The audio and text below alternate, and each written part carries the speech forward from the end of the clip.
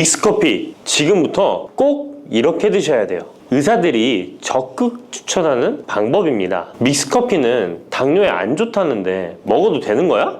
요즘 이렇게 질문하고 있지 않으신가요? 결론부터 말씀드리면 어떻게 먹는지에 따라 믹스커피는 건강에 도움이 될 수도 있고 안 될 수도 있습니다. 그래서 잘 알고 먹어야 하는 거죠. 지금부터 믹스커피에 대한 모든 것을 자세히 알아볼 텐데요. 영상 끝까지 보시면 믹스커피 성분, 효능, 부작용, 건강에 어떤 영향이 있는지와 사람에 따른 하루 권장량, 믹스커피와 같이 먹으면 정말 좋은 식품까지 그동안 몰랐던 믹스커피에 대한 모든 진실 아실 거예요. 제일 먼저 기억하실 게 믹스커피의 성분인데요. 믹스커피는 과연 어떤 성분으로 만들어졌을까요? 물론 믹스커피 제조사마다 성분이 조금씩 다르지만 가장 많이 드시는 믹스커피를 기준으로 말씀을 드릴게요. 믹스커피 성분 첫 번째는 프림입니다. 프림의 원료는 코코넛의 속살인데요. 코코넛 과육에서 채취한 식물성 지방을 분말로 만들어서 믹스커피의 프림으로 사용하는 것입니다. 근데 이 프림이 지방이니까 몸에 안 좋고 콜레스테롤 수치를 높인다 하는 분들도 있고 식물성 지방이라서 오히려 몸에 괜찮다 하는 분들도 있는데요. 어떤 게 맞는 걸까요? 정확히 말하자면 프림에 들어있는 지방은 코코넛에 추출한 식물성 지방이 맞긴 하지만 콜레스테롤을 대놓고 올리는 나쁜 포화지방이 맞습니다. 그런데 여기서 기억하셔야 할 것이 있는데요. 프림에 사용되는 주요 성분인 야자유는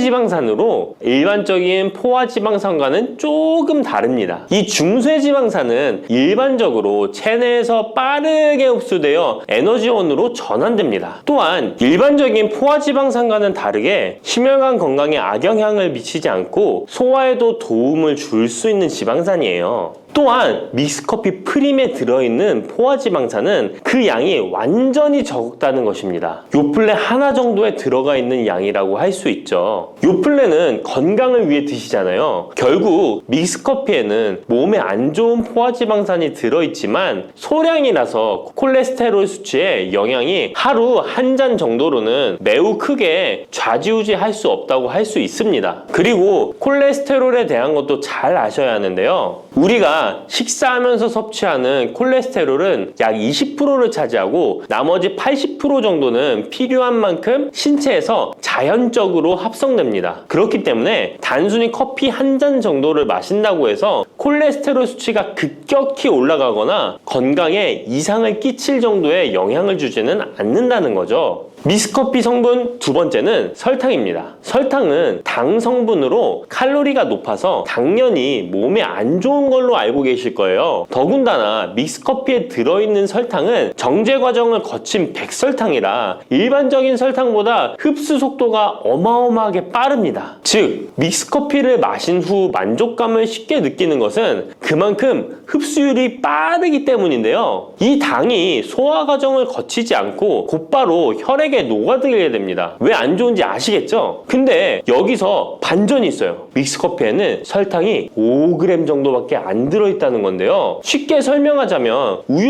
200ml 한 잔이 칼로리가 135칼로리 정도 되고요. 단순당 함량은 10g 정도 됩니다. 그리고 콜라 한 캔의 칼로리는 100칼로리 정도 되고 단순당 함량이 27g 정도 됩니다. 그리고 요구르트는 큰 거 말고 작은 요구르트도 칼로리가 45칼로리에 단순당 함량도 9g 정도 되는데요. 그렇다면 믹스커피 한 잔에 들어있는 칼로리는 얼마나 될까요? 믹스커피 한 잔에는 칼로리가 50칼로리 정도 들어있고요. 단순당은 6g 정도 들어있어요. 칼로리를 먼저 보자면 작은 요구르트 한 병 정도 수준인 거예요. 콜라랑 비교해봐도 콜라 절반 정도 수준이고 우유 200ml 한 잔하고 비교하면 3분의 1 정도 되는 거예요. 우유는 건강에 좋다고 드시는 경우가 많은데 칼로리로만 보면 믹스커피가 더 좋아 보이죠? 물론 칼로리만 비교할 수는 없겠죠. 그 다음에 단순당을 한번 비교해 볼게요. 단순당이 믹스커피 한 잔이 5g인데 작은 요구르트랑 비교해도 절반 정도 수준이고 콜라 한 캔이랑 비교하면 6분의 1 정도 수준이에요. 그리고 우유 200ml랑 비교해도 절반 수준인 거죠. 이렇게 비교하면 요구르트나 우유, 콜라 절대 먹지 말아야 하는 거 아니야? 이렇게 생각하실 수 있는데 그게 아니고요. 믹스커피가 그만큼 칼로리와 단순당이 생각하시는 것보다는 적다는 거예요. 칼로리와 단순당이 높으면 당연히 몸에 안 좋을 수 있는데 생각하시는 것처럼 믹스커피에 많지 않고 적응량이니 하루에 5잔, 6잔씩 매일 꾸준히 드시는 거 아니면 심각한 질환을 초래할 만큼 영향을 끼치지는 않습니다. 그러면 하루에 몇 잔까지 먹는 게 괜찮을까요? 일단 당뇨가 있거나 당이 높으신 분들은 하루 1잔 정도가 적당한데요. 식후 3시간 정도 후에 드시는 걸 추천드립니다. 그리고 당 체크를 계속 하시니 당 수치가 높지 않으시면 2잔 정도까지 드셔도 괜찮으실 거예요. 당뇨가 없으신 일반인 분들은 하루에 2잔에서 3잔까지도 상관이 없으시고요. 그렇다고 이를 매일매일 드시는 것은 적은 양이라도 몸속에 쌓이기 때문에 그리 좋지는 않다는 거 다들 알고 계시죠? 그래도 건강을 위해 미리 예방하는 차원에서 식후 바로 드시지 마시고 2시간 정도 후에 드시면 좋습니다.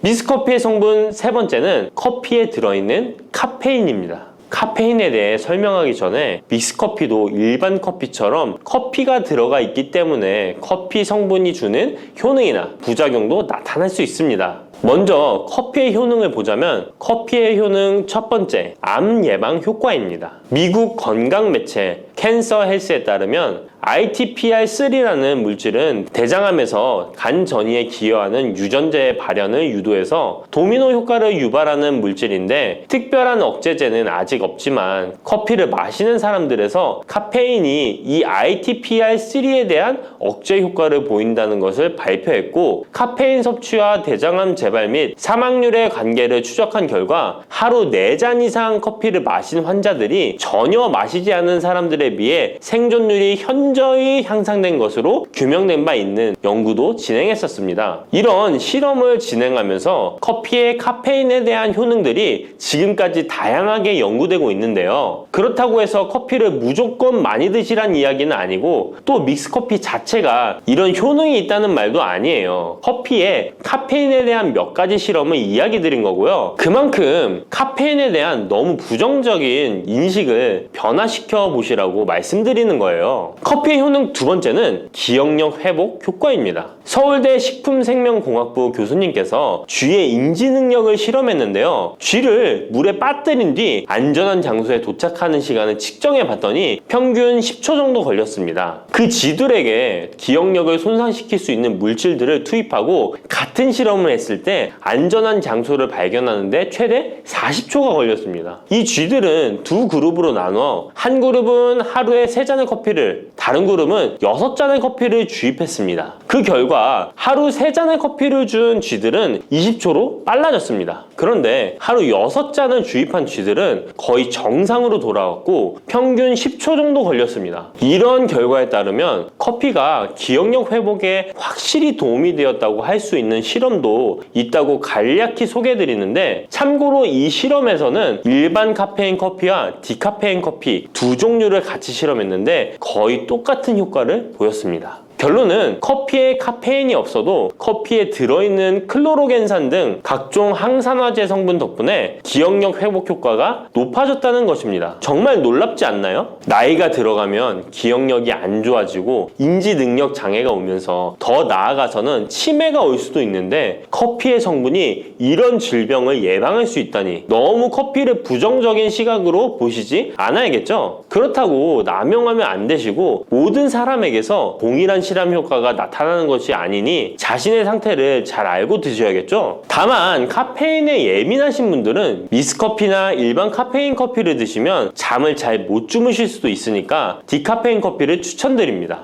그리고 역류성 식도염, 위염 같은 위장 질환이 있으신데 커피는 드시고 싶은 분들은 될 수 있으면 디카페인 커피를 드시면 되겠죠? 커피의 효능 세 번째는 혈당 조절 효과입니다. 전 세계적으로 대사증후군을 앓고 있는 사람이 10억 명이 훨씬 넘는다고 하는데요. 이처럼 많은 사람들이 모든 질병의 근원이라고 불리는 대사증후군을 가지고 있습니다. 최근의 연구들은 커피가 대사증후군의 발병 위험을 감소시킨다는 것을 보여주고 대사증후군의 발병 위험률을 감소시킨다는 것을 보여주고 있는데요. 커피에 대한 매우 흥미로운 연구 논문을 소개하겠습니다. 이 연구는 하루에 5잔의 카페인을 마신 사람들과 카페인이 없는 커피를 마신 사람들을 비교했습니다. 카페인 커피를 마시는 사람과 카페인 없는 커피를 마시는 사람은 커피를 마시지 않는 사람에 비해 당 섭취 2시간 후 혈당이 13.1%나 크게 떨어졌습니다. 이 외에도 카페인의 혈당에 관계된 실험들도 많이 존재하는데요. 카페인도 적절한 용량, 그렇다고 음료에 들어가 있는 합성 카페인을 말씀드리는 건 아닙니다. 적절히 섭취하면 큰 부작용 없이 드실 수 있다는 것을 말씀드리는 거예요. 커피 효능, 네 번째는 다이어트 효과입니다. 다이어트라는 사람들이 운동하기 전에 커피를 마시고 나서 운동을 한다면 카페인이 신진대사를 빠르게 함으로써 운동 효과를 증진시키기 때문에 체중 감량에 도움을 줄 수 있습니다. 뿐만 아니라 커피에는 카페인 성분이 포함되어 있는데요. 당연하게도 믹스커피에 포함된 커피에도 카페인이 포함되어 있고요. 이런 카페인은 적절한 용량을 섭취한다면 신체적 피로 해소와 소화 기능 개선과 같은 효능을 누릴 수 있습니다. 오전에 커피 한 잔을 마시면 화장실에 가고 싶어지는 것도 커피에 카페인 성분이 장 운동을 활발하게 해주는데 영향을 주기 때문입니다. 카페인 성분이 장 운동을 활발하게 해주는데 영향을 주기 때문입니다. 물론 이뇨작용도 활발히 해줘서 소변도 조금 더 많이 보게 되긴 합니다. 다시 돌아가서 믹스커피에 들어있는 세 번째 성분 카페인에 대해 알아볼게요. 믹스커피에 포함된 카페인 용량은 제품마다 차이가 있을 수 있어요. 하지만 평균적으로 60mg 가량의 카페인이 한 잔 용량의 믹스커피에 포함되어 있는데요. 이는 일반적인 아메리카노 대비 3분의 1 수준에 해당하는 수치입니다. 결과적으로 믹스커피의 카페인은 일반 아메리카노보다도 훨씬 적게 들어있는 거죠. 그렇다면 식약처에서 권고하는 카페인 1일 최대 섭취량은 얼마나 될까요? 일반 성인의 경우 카페인 최대 섭취량은 400mg 정도이고요. 어린이나 청소년은 체중 1kg당 2.5mg 이하, 임산부는 200mg 정도입니다. 그러나 임산부의 경우에는 카페인이 태아에 미치는 영향이 조금이라도 있으니 안 드시는 게 좋겠죠? 콜라 한 캔에 카페인이 보통 35mg 정도 들어있으니 믹스커피가 카페인 함량도 크지 않다는 걸 알 수 있습니다. 여기서 잠깐! 그렇다면 믹스커피와 같이 먹었을 때 효과를 극대화시킬 수 있는 식품이 있을까요? 커피와 같이 먹으면 좋은 음식, 첫 번째는 강황입니다. 노란 빛깔의 강황가루를 넣은 커피를 골든 라떼라고도 부르고 있습니다. 강황이 몸에 좋다는 사실이 알려지면서 이미 미국과 유럽 등 전 세계적으로 엄청난 인기를 끌고 있는 새로운 종류의 커피 중 하나인데요. 강황에 함유된 커큐민 성분에는 강력한 항염 효과를 지니고 있어서 체내의 염증 유발 물질을 억제하며 암세포가 발생하고 증식되는 위험을 낮춰줍니다. 또한 우울증을 완화하는 데도 도움이 되며 기억력을 개선하고 치매를 예방하는 등의 다양한 효능을 가지고 있습니다. 강황 커피는 커피 한 컵에 강황 한 티스푼을 넣어 마시면 좋은데요. 강황 속의 커큐민은 우리 몸에 굉장히 흡수되기 어려운 성질을 가지고 있습니다. 그래서 세계적으로 유명한 원료 기업들은 각 기업마다의 커큐민 흡수율을 높인 특허 원료를 만들어내곤 하는데 간단하게 흡수율을 높일 수 있는 방법이 있습니다. 바로 후추입니다. 미국 텍사스 주립대학에서 실시한 연구 결과 강황의 커큐민은 후추의 페페린과 만나면 흡수율이 2000%까지 높아지는 것으로 나타났습니다. 강황 커피에 후추를 아주 살짝 넣어 드시면 건강 개선 효능을 높일 수 있으며 만약 향이 강하다고 느껴지신다면 우유를 조금만 넣어 드셔도 아주 좋습니다. 믹스커피와 같이 먹으면 좋은 음식 두 번째는 계피입니다. 커피에 계피를 넣으면 아주 향긋한 커피를 즐길 수 있어요. 후추와 정향에 이어 세계 3대 향신료 중 하나인 계피는 이미 수천 년 동안 약재로 사용되어 왔으며 여러 연구를 통해 계피의 다양한 효능이 입증되어 왔습니다.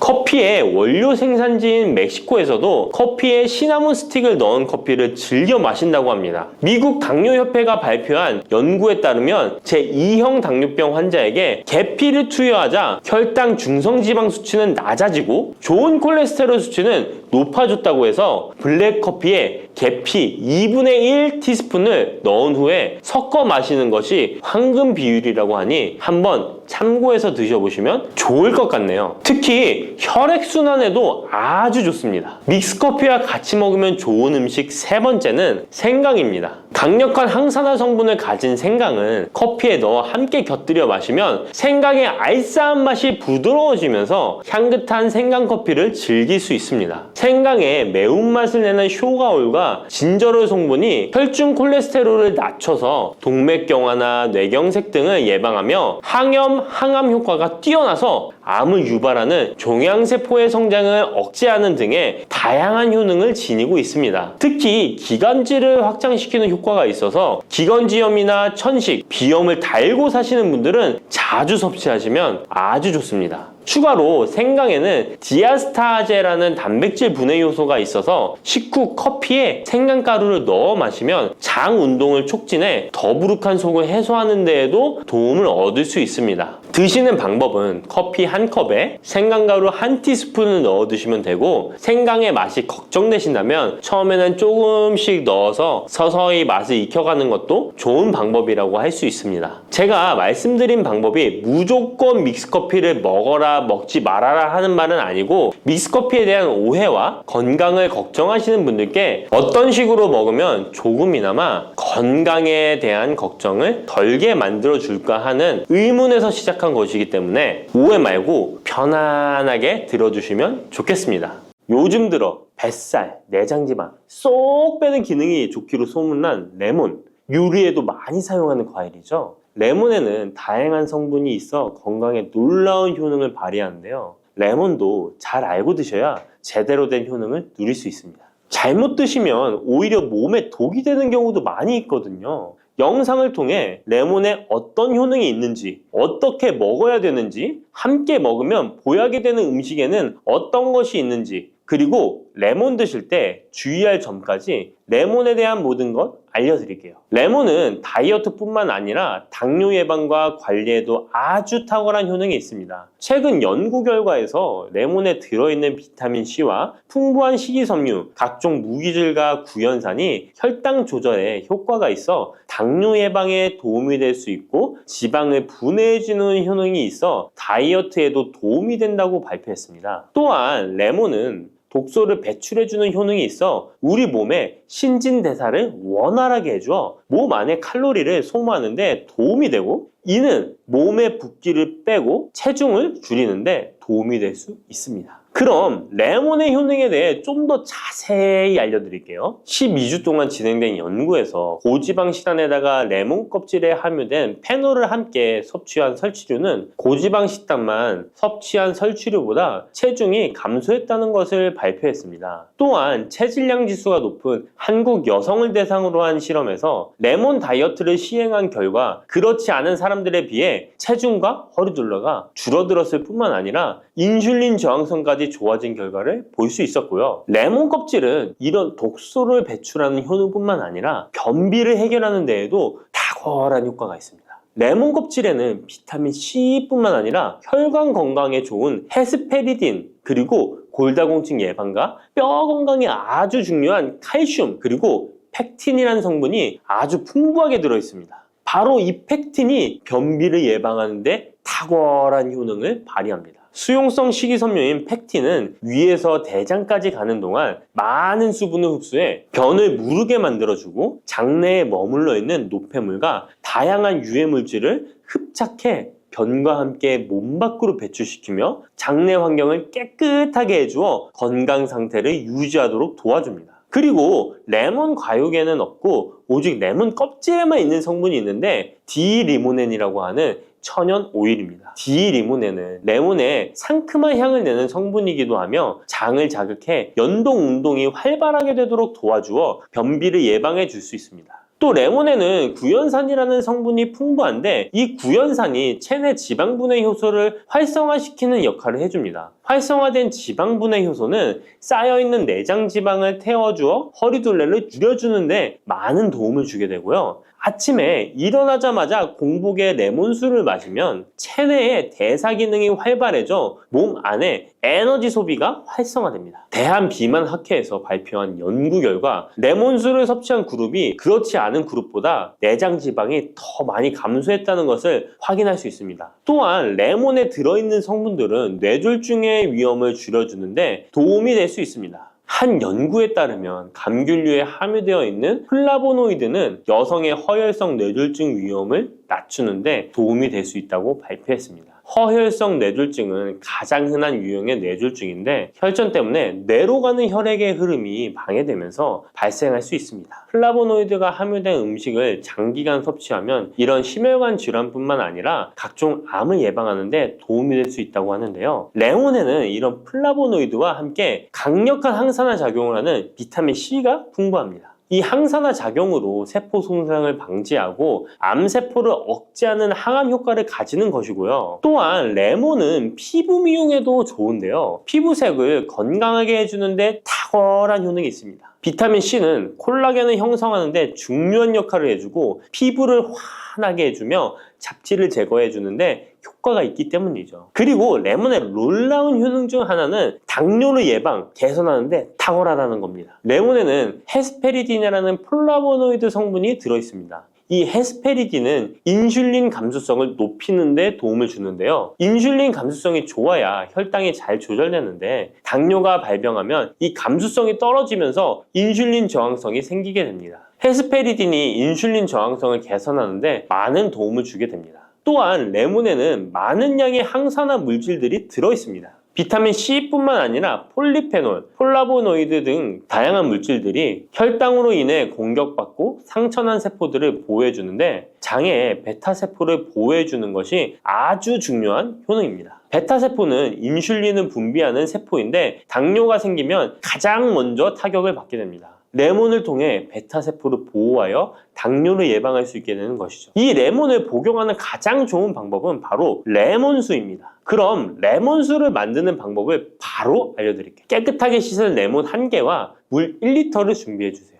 레몬은 양 끝부분은 쓴맛이 나기 때문에 잘라주시고 레몬의 씨는 제거해도 되고 그냥 두셔도 됩니다. 적당한 크기로 자른 레몬을 80도 정도의 뜨거운 물에 넣어줍니다. 충분히 우려내 주시면 레몬물 완성입니다. 물의 온도별로 레몬물의 항산화 능력이 어느 정도 차이가 나는지 실험을 한 결과 80도 이상의 뜨거운 물에서 가장 높은 항산화 효과가 나타났다는 발표를 한 적이 있습니다. 레몬의 제대로 된 효능을 얻기 위해서는 레몬물을 만들 때 꼭 뜨거운 물로 레몬을 우려내 주시기 바랍니다. 레몬물은 실온에서 어느 정도 식힌 후 미지근해졌을 때 마시면 됩니다. 레몬의 산미가 강해 드시기 힘드신 분들은 물을 충분히 더 희석하여 드시다가 적응이 되면 물의 양을 줄이시면 됩니다. 이런 레몬수를 만들어 드실 때 주의할 점이 있는데요. 첫 번째는 반드시 충분한 양의 레몬을 넣어야 한다는 것입니다. 레몬수를 만들 때 레몬 자른 것 몇 조각을 넣어 드시는 경우가 있는데 이 정도는 충분하지 않습니다.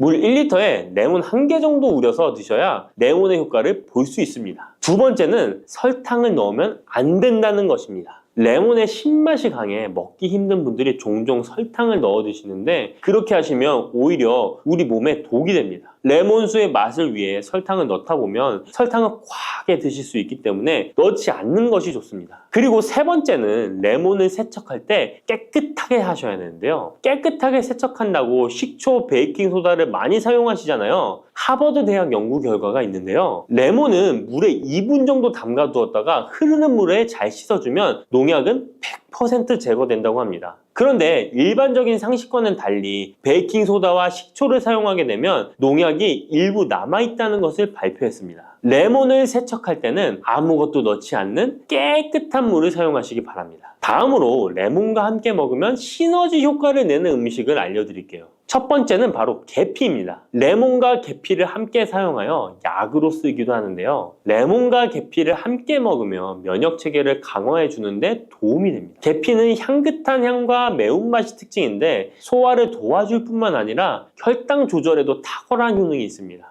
또한 레몬에는 염증을 억제하고 수치를 줄여주는 산화 방지제가 풍부한데 레몬과 계피를 지속적으로 섭취하면 강력한 항염 작용이 나타나 관절염에도 많은 도움을 받을 수 있습니다. 또한 레몬과 계피는 다이어트에도 많은 도움을 줄 수 있는데요. 계피는 혈액 속에 인슐린과 탄수화물 수치를 조절해 복부에 지방이 쌓이지 않도록 도와주기 때문입니다. 그리고 레몬은 고구마와 함께 드셔도 좋은데요. 고구마는 베타카로틴, 비타민C, 식이섬유 등이 풍부하게 함유되어 있어 염증을 감소시키고 안구세포를 보호하는 효과가 있는데요. 항산화제인 베타카로틴이 매우 풍부해서 안구 건조증의 위험을 줄이고 눈 건강에 많은 도움을 줄 수 있습니다. 레몬도 비타민C와 다양한 항산화 물질을 함유하고 있어 함께 섭취하면 항산화 효과를 더욱 높일 수가 있겠습니다. 녹두는 이렇게 드셔야 당뇨가 예방되고 혈당이 쑥 떨어집니다. 한의학에서는 약으로 사용할 정도로 약효가 뛰어난 식재료가 녹두입니다.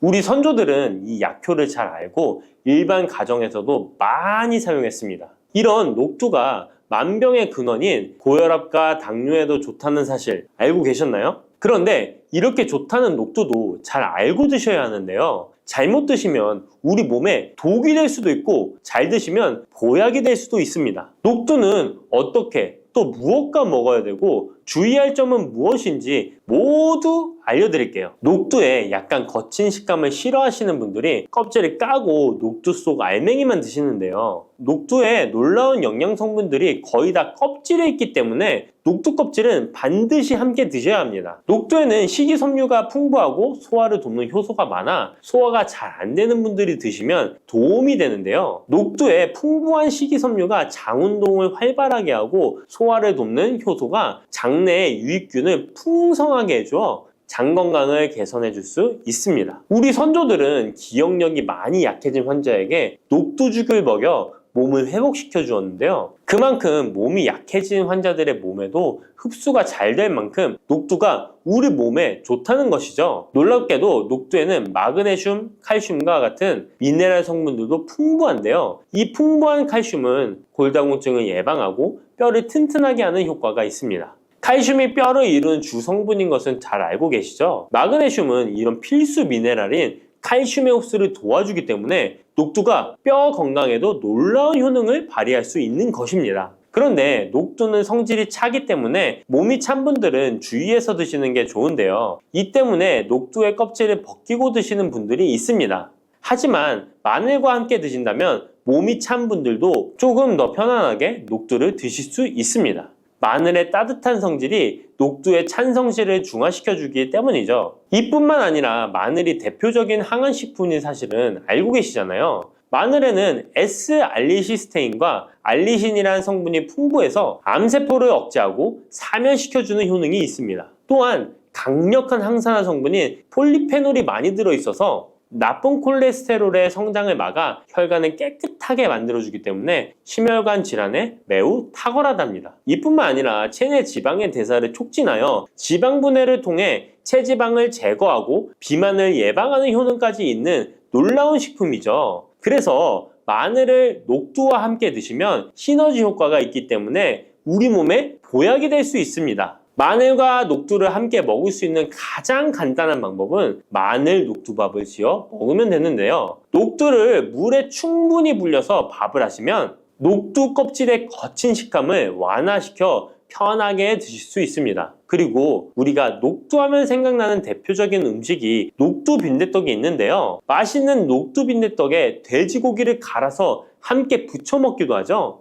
이 방법은 영양학적으로도 탁월한 조합이 됩니다. 녹두에 부족한 필수 아미노산인 트립토판 같은 성분이 돼지고기에 풍부하게 들어있기 때문인데요. 트립토판이나 메티오닌 같은 필수 아미노산은 우리 몸에서 합성되지 않아 반드시 음식을 통해 섭취해야 합니다. 돼지고기가 이런 아미노산의 훌륭한 공급원이 될 수 있기 때문에 나이가 들면서 기력이 약해진 분들이 녹두와 돼지고기를 함께 드시게 되면 기력 회복에 좋은 효과를 보실 수 있습니다. 또한 돼지고기에는 단백질이 풍부하여 근육을 튼튼하게 하는데 도움을 주고 풍부한 비타민 B1은 피로 회복과 신경 안정에도 매우 효과적입니다. 철분도 풍부해 나이가 들며 부족해지는 철분 보충에도 효과를 볼 수 있고, 필수 지방산인 리놀렌산이 많아 동맥경화와 고혈압 같은 성인병의 예방, 아연, 셀레늄, 비타민 B6 등의 영양소가 면역력을 강화하는 데에도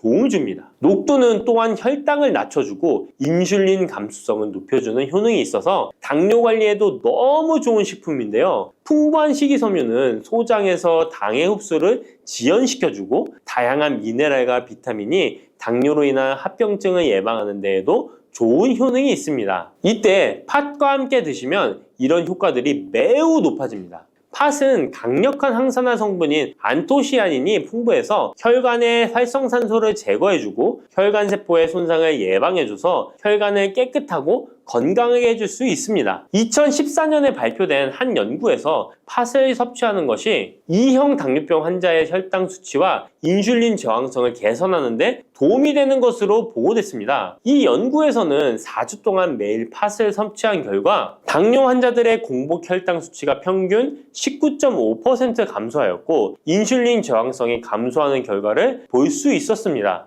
또한 팥은 쌀의 10배 이상, 바나나의 4배 이상의 많은 칼륨을 함유하고 있는데요. 칼륨은 몸 안에 나트륨을 배출하고 당뇨 환자의 신장 기능을 강화시켜주며 혈압 상승을 억제해주는 효능이 있습니다. 팥은 한의원에서 다이어트를 위한 처방을 할 때도 사용되는데, 팥의 풍부한 칼륨은 이뇨작용을 통해 부종을 줄여줄 수 있기 때문에 지방이 몸에 축적이 잘 되어 살이 찌는 사람에게 효과적입니다. 특히 쉽게 붓고 살이 찌는 분들에게 더욱 효과가 좋은데요. 한 실험에서 실험쥐에 팥 추출물을 먹였더니 체지방 함량이 30% 이상 줄었고 몸무게도 37%나 감소한 결과를 발표하기도 했습니다. 자, 이렇게 녹두와 함께 복용하면 좋은 식품들을 알아보았는데요. 그렇다면 녹두를 복용할 때 주의할 점은 어떤 것이 있는지도 한번 살펴보겠습니다. 첫 번째는 녹두의 차가운 성질인데요. 녹두의 차가운 성질은 우리 몸의 열을 낮춰주고 스트레스를 해소하는 효과가 있습니다. 또한 염증 완화를 시키고 통증을 줄이는 데도 도움이 되는데요. 그래서 녹두로 속을 채운 베개를 쓰면 두통이 완화되기도 합니다. 다만 이런 찬 효능 때문에 녹두를 드실 때 주의하셔야 하는데요. 평소 몸이 찬 분들이 녹두를 많이 드시게 되면 오히려 몸에 해가 될 수 있습니다. 위나 장이 차가워지면 소화력이 떨어지고 복통이나 변비, 설사가 나타날 수 있습니다.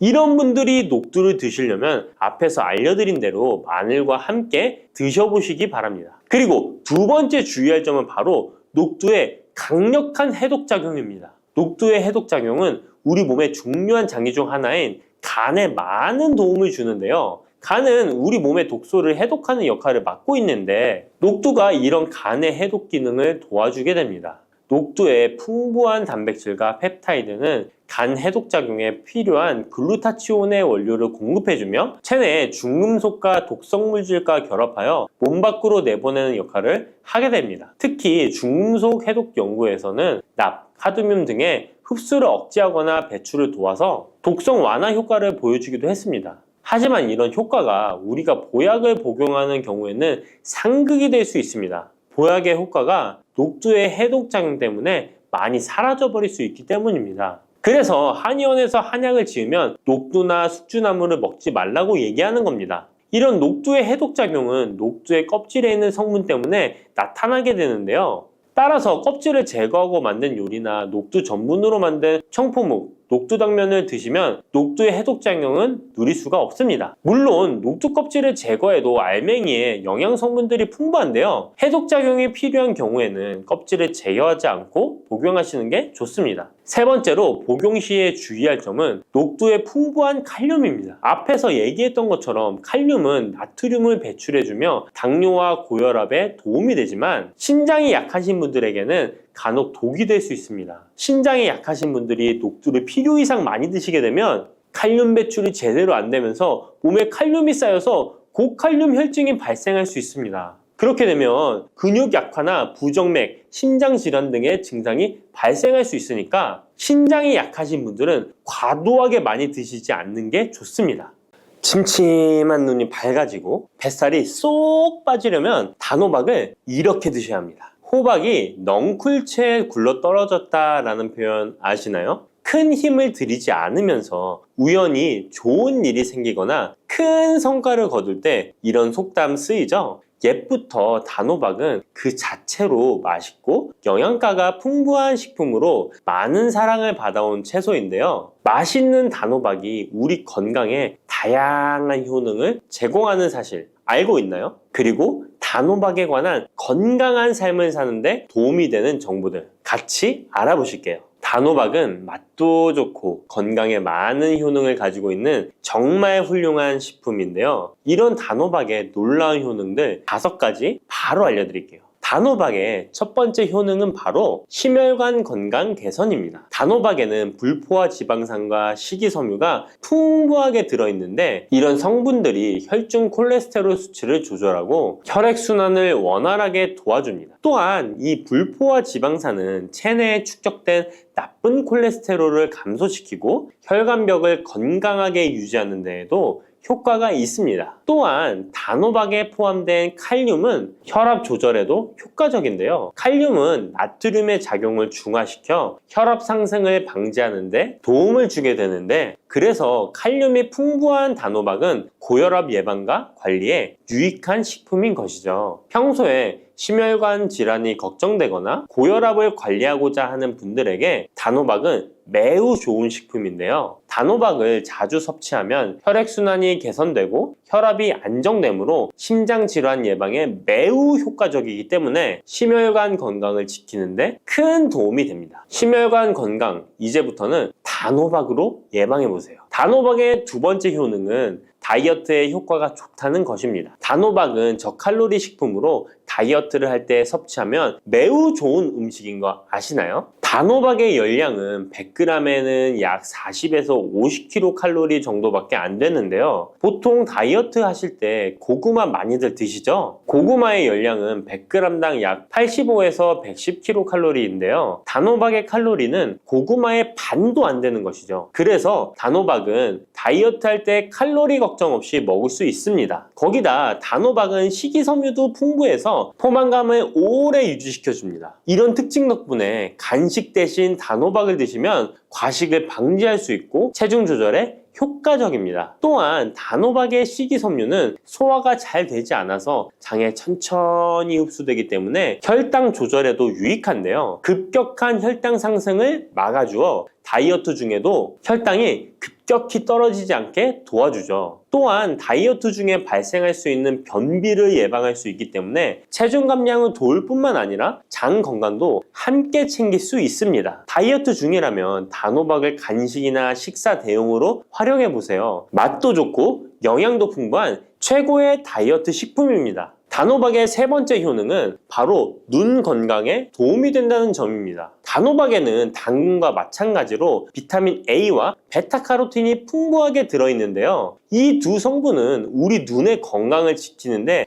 아주 중요한 역할을 합니다. 비타민 A는 눈의 망막을 건강하게 유지하는 데 도움을 주고 시력 저하를 예방하는 데 효과적이에요. 특히 야맹증 예방에도 도움을 줄 수가 있죠. 그리고 베타카로틴은 강력한 항산화 작용을 해주기 때문에 눈의 피로를 덜어주고 눈의 노화를 늦추는 데도 도움을 줍니다. 혹시 하루 종일 스마트폰이나 모니터를 자주 보고 있지는 않으신가요? 화면을 계속 들여다보는 현대인들에게는 이 단호박에 들어있는 비타민 A는 특히 중요한 영양소라고 할 수 있죠. 눈이 피로하거나 건조감을 느끼신 분들에게 단호박은 자연적인 해결책이 될 수 있습니다. 단호박을 섭취하면 눈 건강을 지키고 나이가 들면서 생길 수 있는 시력 저하나 노화 방지에도 도움을 줄 수 있습니다. 단호박은 정말 건강에 많은 이점이 있는 식품이죠. 단호박의 놀라운 효능 네 번째는 면역력 강화입니다. 단호박에는 비타민 C와 아연이 풍부하게 들어있죠. 비타민 C는 면역 세포를 활성화시켜 감염 예방에 큰 도움을 주고 아연은 백혈구의 생성을 돕고 체내에서 염증 반응을 조절하여 면역 체계가 정상적으로 작동할 수 있게 도와줍니다. 이뿐만 아니라 단호박에 들어있는 항산화 물질들은 우리 몸의 세포를 보호하고 염증을 줄여 면역 기능을 더욱 향상시키는 데 도움을 주는데요. 특히 겨울철이나 환절기에 감기나 독감 예방을 위해 면역력 강화를 원하신다면 단호박을 꾸준히 섭취하시는 것이 좋은 식습관이 될 수 있습니다. 또 자주 피로감을 느끼거나 감기 등에 쉽게 걸리는 분들에게 단호박은 아주 좋은 식품이라는 것 알고 계시면 도움이 될 거예요. 단호박의 효능 5번째는 부종과 붓기를 개선하는데 도움을 주는 것입니다. 붓기에 호박이 좋다는 거 모르시는 분 없으시죠? 우리가 수술이나 시술을 받고 얼굴이 부을 때 약국에서 단호박즙 같은 거를 파는 것도 많이 보셨죠? 이는 단호박에는 칼륨이 풍부한데 칼륨은 체내에 있는 나트륨과 균형을 맞춰주고 몸 안에 불필요한 수분을 배출하는 역할을 합니다. 그래서 부종을 완화하고 몸의 붓기를 개선하는데 효과적이죠. 특히 평소에 손이나 발, 얼굴 등이 자주 붓는 분들에게 단호박을 섭취하면 체내 나트륨 농도를 조절해줘서 불필요한 수분이 빠져나가면서 붓기가 자연스럽게 완화될 수 있습니다. 이렇게 효능이 많은 단호박을 어떻게 섭취하느냐에 따라 그 효과가 달라질 수 있다는 사실 알고 계시나요? 섭취 방법에 따라 효능의 50%만 섭취하게 될 수도 있고 또 100%로 바뀔 수도 있는데요. 단호박 효능 100%로 섭취하는 방법 바로 소개해 드릴게요. 이 단호박 건강을 위해 섭취하는 방법 첫 번째는 껍질까지 섭취하는 것입니다. 단호박의 껍질은 과육과 견주어 봐도 손색 없을 정도의 많은 영양소를 포함하고 있는데요. 단호박의 껍질에는 대부분의 폴리페놀이 함유되어 있어 드실 때는 꼭 껍질까지 함께 드셔야 합니다. 단호박 껍질에는 단호박 속 알맹이에 없는 페놀산이 들어있는데요. 이 페놀산은 노화를 방지하며 혈액순환을 도와 심혈관 질환 예방에도 효과적입니다. 또한 껍질에는 비타민 A와 비타민 C, 항산화 물질들이 포함되어 있어 피부 건강과 면역력 강화에도 효과적입니다. 그래서 단호박을 섭취할 때는 꼭 껍질까지 함께 먹는 것이 좋은데요. 물론 껍질을 먹을 때는 꼭 깨끗하게 세척을 하고 농약이나 불순물이 묻어있지 않은지 잘 세척하고 확인하는 것이 매우 중요합니다. 그리고 껍질이 두껍고 질기게 느껴진다면 부드럽게 찌거나 껍질채 구워서 섭취하면 훨씬 더 편하게 먹을 수 있습니다. 단호박은 버릴 게 하나 없는 채소인데요. 호박잎도 몸에 매우 유익하다는 거 알고 계셨나요? 호박잎은 비타민 A, C, 칼슘, 철분이 풍부해서 뼈 건강에도 도움이 되고 또한 항산화 성분이 많아 체내 염증을 줄이고 소화 기능을 돕는 데에도 효과적인데요. 특히 피로 회복에 좋고 체내 독소를 배출하는 데 도움을 줍니다. 호박잎은 찜이나 볶음 등으로 다양하게 요리하여 섭취할 수 있습니다. 호박잎을 섭취하는 것도 단호박을 더 효과적으로 활용하는 좋은 방법이니 버리지 말고 꼭 같이 드셔보세요. 단호박을 먹을 때 호박씨를 빼놓을 수 없죠. 호박씨가 수면에 도움을 준다는 것 들어보셨나요? 호박씨에는 트립토판이라는 성분이 들어있어서 이 성분은 수면 개선에 큰 도움이 됩니다. 트립토판은 세로토닌과 멜라토닌으로 변환되는데 이 두 물질은 우리의 수면 리듬을 조절하는데 중요한 역할을 하죠. 그래서 불면증이나 수면의 질이 낮은 분들에게 호박씨는 정말 유용한 식품입니다. 또한 단백질과 건강한 지방이 풍부하여 혈당 조절에도 도움을 줄 수 있는데요. 혈당이 급격히 오르거나 내리는 것을 막아주고 당뇨병 예방에 효과적입니다. 그래서 호박씨는 다이어트에 매우 좋고 식사 후 간식으로 섭취하면 포만감을 오래 유지시킬 수 있습니다. 여담으로 우리 다른 사람의 단점을 뒤에서 이야기하는 것을 보고 뒷담화한다고 하고 호박씨 깐다고도 하잖아요. 과연 어떤 것 때문에 이런 이야기가 나왔을까요? 저도 궁금합니다. 아시는 분은 알려주세요. 이렇게 단호박은 아주 건강에 좋은 식품이지만 섭취 시 주의할 점이 있는데요. 건강을 지키기 위한 몇 가지 단호박 섭취 유의사항을 알아볼게요. 첫 번째는 껍질 섭취 시 소화 문제입니다. 단호박의 껍질은 건강에 많은 효능이 있지만 소화가 어려운 경우도 있을 수 있는데요. 특히 소화 기능이 약한 분들이나 위장에 민감한 분들은 껍질이 소화되지 않거나 불편함을 느낄 수 있습니다. 이런 분들은 단호박 껍질을 제거하고 속만 섭취하는 것이 좋습니다. 아니면 껍질을 먹을 때는 반드시 부드럽게 조리하여 섭취해서 소화 불량이나 복부 팽만감을 최대한 피하게 해야 합니다. 두 번째 유의사항은 알레르기 반응입니다. 단호박은 일반적으로 알레르기 반응을 일으키는 경우가 드물지만 일부 사람들은 호박에 알레르기가 있을 수 있는데요. 특히 호박이나 호박씨에 민감한 분들은 섭취 후 발진이나 가려움 등의 증상을 경험할 수 있습니다. 이런 증상이 나타난다면 단호박 섭취를 바로 중지하고 알레르기 전문의와 상담하는 것이 좋습니다. 알레르기 반응은 개인의 체질에 따라 다를 수 있기 때문에 처음 먹을 때는 소량으로 섭취하여 반응을 확인하는 것이 안전하다는 거 기억해 주세요. 단호박 섭취에 유의해야 할 사항 세 번째는 신장 질환이 있는 사람의 섭취입니다. 단호박은 칼륨이 풍부한 식품인데요. 신장 기능이 약한 분들은 칼륨 과다 섭취가 문제가 될 수 있습니다. 칼륨이 과잉 섭취되면 신장에 부담을 줘서 부종이나 혈압 상승 등의 문제가 발생할 수 있기 때문인데요. 신장 질환이 있는 사람은 칼슘 섭취를 조절해야 하므로 단호박을 섭취하기 전에 반드시 의사와 상담하는 것이 좋습니다. 신장에 문제가 있는 분들은 단호박 섭취 시에 본인에게 맞는 양을 조절하여 섭취해야 합니다. 네 번째, 단호박 섭취 시 유의사항은 다이어트 시 과잉 섭취입니다. 아까 얘기 드렸듯이 단호박은 다이어트에 유익한 식품이라고 했잖아요. 하지만 다이어트에 도움이 되는 단호박도 조리 방법에 따라 칼로리가 달라질 수 있습니다. 예를 들어 단호박을 버터나 크림 등 고칼로리 재료와 함께 조리하면 그만큼 칼로리가 높아져서 다이어트에 좋지 않을 수 있습니다. 다이어트를 하시는 분들은 단호박을 찌거나 구운 방법으로 조리하고 고칼로리 재료를 피하는 것이 건강하고 성공적인 다이어트를 위해서 꼭 필요합니다. 또한 단호박에 포함된 당분은 비교적 낮지만 당뇨가 있는 사람은 과도하게 섭취하지 않도록 주의해야 합니다. 마찬가지로 다이어트 중에도 혈당의 급격한 상승을 막기 위해 적당량을 섭취하는 것이 중요합니다.